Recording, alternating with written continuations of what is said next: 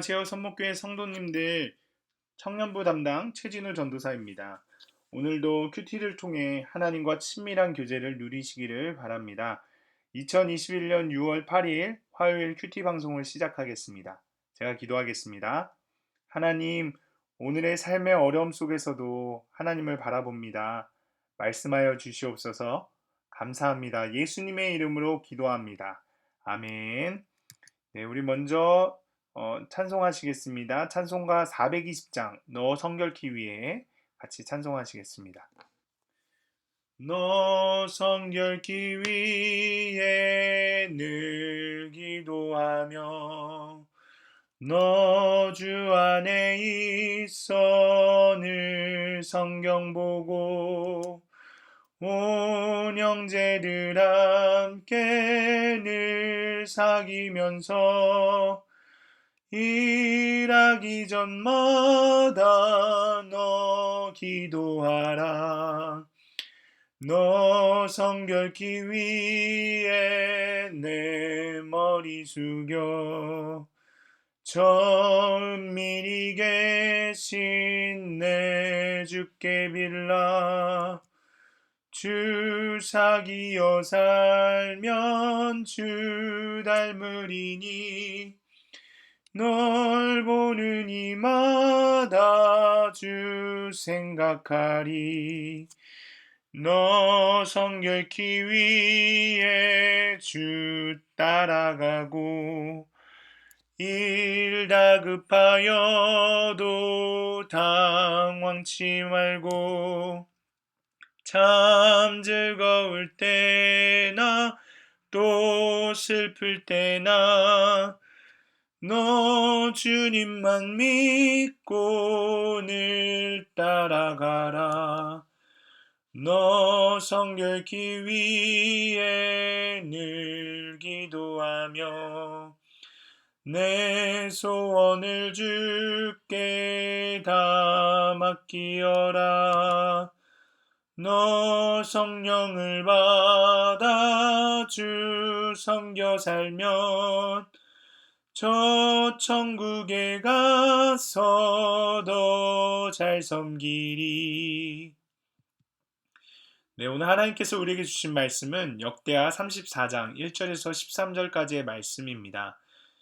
요시아가 왕위에 오를 때에 나이가 8세라 예루살렘에서 31년 동안 다스리며 여호와 보시기에 정직하게 행하여 그의 조상 다윗의 길로 걸으며 좌우로 치우치지 아니하고 아직도 어렸을 때 곧 왕위에 있는 지 8년에 그의 조상 다윗의 하나님을 비로소 찾고 제12년에 유다와 예루살렘을 비로소 정결하게 하여 그 산당들과 아세라 목상들과 아로새긴 우상들과 부어 만든 우상들을 제거하여 버리매 무리가 왕 앞에서 바알의 제단을 헐었으며 왕이 또 그 제단 위에 높이 달린 태양상들을 찍고 또 아세라 목상들과 아로새긴 우상들과 부어 만든 우상들을 빻아 가루를 만들어 제사하던 자들의 무덤에 뿌리고 제사장들의 뼈를 제단 위에서 불살라 유다와 예루살렘을 정결하게 하였으며 또 므낫세와 에브라임과 시므온과 납달리까지 사면 황폐한 성읍들에도 그렇게 행하여 제단들을 허물고 아세라 목상들과 아르새긴 우상들을 빻아 가루를 만들며 온 이스라엘 땅에 있는 모든 태양상을 찍고 예루살렘으로 돌아왔더라.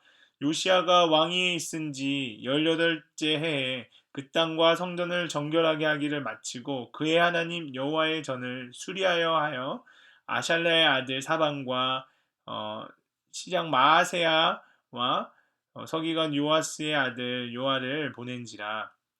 그들이 대제사장 힐기야에게 나아가 전에 하나님의 전에 헌금한 돈을 그에게 주니 이 돈은 문을 지키는 레위 사람들이 므낫세와 에브라임과 남아있는 모든 이스라엘 사람과 온 유대와 베냐민과 예루살렘 주민들에게서 거둔 것이라. 그 돈을 여호와의 전 공사를 감독하는 자들의 손에 넘기니 그들이 여호와의 전에 있는 일꾼들에게 주어 그 전을 수리하게 하되 곧 목수들과 건축하는 자들에게 주어 다듬은 돌과 연접하는 나무를 사며 유다 왕들이 헐어버린 성전들을 위하여 들보를 만들게 하며 그 사람들이 성실하게 그 일을 하니라. 그의 감독들은 레위 사람들 곧 무라리 자손 중 야과 오바댜요 그앗 자손들 중 스가랴와 무술람이라. 다 그 일을 감독하고 또 악기에 익숙한 레위 사람들이 함께하였으며 그들은 또 목독군을 감독하여 모든 공사 담당자를 감독하고 어떤 레위 사람은 서기와 관리와 문지기가 되었더라. 아멘. 네, 본문 설명을 하도록 하겠습니다. 1절에 요시아가 왕위에 오를 때가 나이가 8세라고 나옵니다. 요시아의 즉위 연령으로 보아 아직 그는 정치를 할 수 없었다고 생각이 됩니다. 요시아의 모친 여디다가 경건한 여성이었기에 어린 요시아가 나라 일을 바로 하도록 그렇게 되었을 것입니다. 2절에 좌우로 치우치지 아니하고 라고 나옵니다. 이것은 요시아의 유동하지 않는 신앙을 가리키는데 옆에 있는 사람에게 기울이지도 않고 겸손히 하나님만 바라보며 앞으로 전진하였다는 의미이기도 합니다. 3절에 아직도 어렸을 때라고 나옵니다. 요시아가 여호와를 찾기 시작한 것은 16세 때였고 예루살렘에 있는 여러 우상들을 회폐한 것은 20세 때였습니다. 각 지방에 있는 우상들과 그 단들을 다 회폐하기까지 6년이 지나서 그의 나이는 26세였습니다. 이만큼 그는 일찍부터 신앙생활을 굳게 섰던 것입니다. 자, 8절에서 13절을 보면 요시아는 즉위한 지 18년에 성전 수리에 착수하였습니다. 그는 서기관 사만을 시켜서 성전 수리비를 여러 책임자들에게 조달케 하였습니다. 이 일에 있어서 우리가 배울 것은 첫째, 하나님 전에 헌금한 돈을 공적으로 여러 사람들이 취급하였다는 것입니다. 이 감독자들의 이름들이 밝혀져 있습니다. 네, 그리고 둘째, 감독자들은 재정을 진실이 취급하였다는 것입니다. 사도 바울은 하나님의 교회의 재정을 취급할 때에 하나님 앞에서 진실하면서도 사람 앞에 오해를 받지 않도록 건덕에도 만전을 기하였습니다. 네, 다음은 적용입니다. 요시아가 어린 나이부터 하나님을 경외하고 우상을 무너뜨리고 성전을 수리하였습니다. 혹시 여러분 나이가 어리다고 또는 신앙의 연수가 얼마 되지 않는다는 핑계로 아직까지 방치하고 있는 죄는 무엇입니까?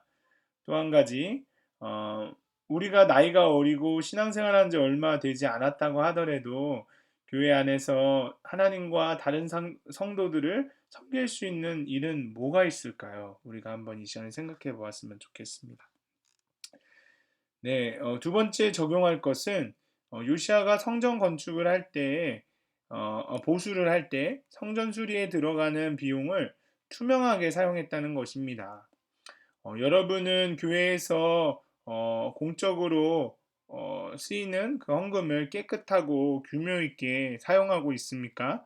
아니면 내 돈이 아니라고 막 쓰거나 불투명하게 사용하지는 않습니까?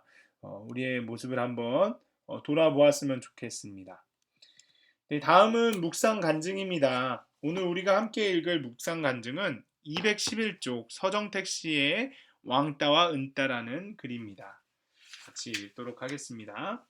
얼마 전 아내와의 말다툼 중 고3인 둘째 딸이 끼어들어 아내 편을 드는 바람에 기분이 상했습니다. 저는 아내가 딸들을 자기 편으로 만든다며 혈기와 욕을 쏟아냈고 결국 집에서 왕따가 되었습니다. 아내는 그 주 교회 소그룹 모임에서 저의 악행을 고발했습니다. 하지만 제 죄가 인정되지 않고 나는 피해자라는 억울함만 가득하니 소그룹 모임이 불편했고 고발하는 아내를 정죄하게 되었습니다. 소그룹 지체들은 집사님이 둘째 딸에게 사과하세요라고 권면해 주었지만 왜 맨날 나만 사과해야 하나 라는 생각이 들고 회피하고 싶었습니다. 그러다가 문득 오래전 아버지가 느끼셨던 심정이 이랬겠구나 라는 생각이 들었습니다. 중학교 시절 저는 제게 이복 누이가 있다는 사실을 처음 알게 되었습니다. 그 아버지는 가해자, 어머니는 피해자라는 생각이 뿌리 깊게 박혀 표현을 안 해도 언제나 어머니 편을 들었습니다. 언젠가 아버지가 너희가 전부 나를 무시한다고 하신 말씀이 떠오릅니다. 아버지를 가정에서 소위 은근히 따돌리는 일 시켰던 것을 깨달으며 아버지가 많이 외로우셨겠다는 생각이 듭니다. 오랜 시간이 흘려 제가 집에서 왕따를 당하니 저야말로 피해자가 아니라 아버지를 무시하고 따돌린 가해자임이 인정되어 회개가 됩니다. 작년 추석 연휴 첫날 큐티 본문 제목이 소돔과 사마리아보다 못한 예루살렘이었습니다.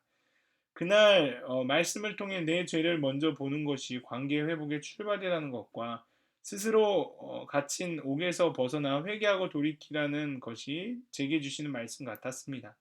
그래서 바쁜 큰딸을 제외한 아내와 둘 딸과 함께 아버지를 찾아 배웠습니다. 아버지와 함께 시간을 보내고 집에 돌아오는 길에 둘째는 할아버지가 많이 변하신 것 같아요. 막내에게 말도 많이 붙이시고 우리와 잘 지내시려고 하시는 게 보여요라고 했습니다. 저도 제가 가해자였음이 인정되니 아버지와 대화하는 게 점점 편해짐을 느껴 감사했습니다. 하나님은 제게 오늘 본문 말씀을 통해 희귀 난치병으로 10살의 나이에 천국에 먼저 간 셋째 딸을 기억하며 다윗의 길로 걷고 좌우로 치우치지 말라고 하십니다. 하지만 저는 부부싸움에 소소한 돌부리에도 걸려 넘어져 소그룹 모임을 경홀히 여기고 예배 자리를 피하며 제 감정대로 치울 때가 많음을 고백합니다. 여전히 변하지 않는 제 모습에 절망할 때가 많지만 그때마다 천국에 먼저 간 딸아이와 지체들의 기도로 내가 옳다는 생각을 불살라 정결하게 해주시는 하나님께 감사드립니다. 라고 하시면서 이렇게 적용하셨습니다. 아내와 딸들과의 대화 중에 상대방의 말을 끊지 않고 화가 나더라도 3초간 기다렸다가 말하겠습니다. 둘째 딸에게 지난번에 화내서 미안해라고 사과하겠습니다. 네. 여러분들도 묵상간장을 써보시고 함께 나눠보셨으면 좋겠습니다.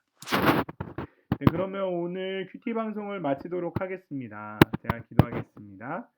하나님, 요시아처럼 우리도 나의 어림과 상관없이 내 안의 우상을 타파하며 또 하나님 성전을 사모하는 모습이 나타나길 원합니다. 인도하여 주시옵소서. 감사합니다. 예수님의 이름으로 기도합니다. 아멘.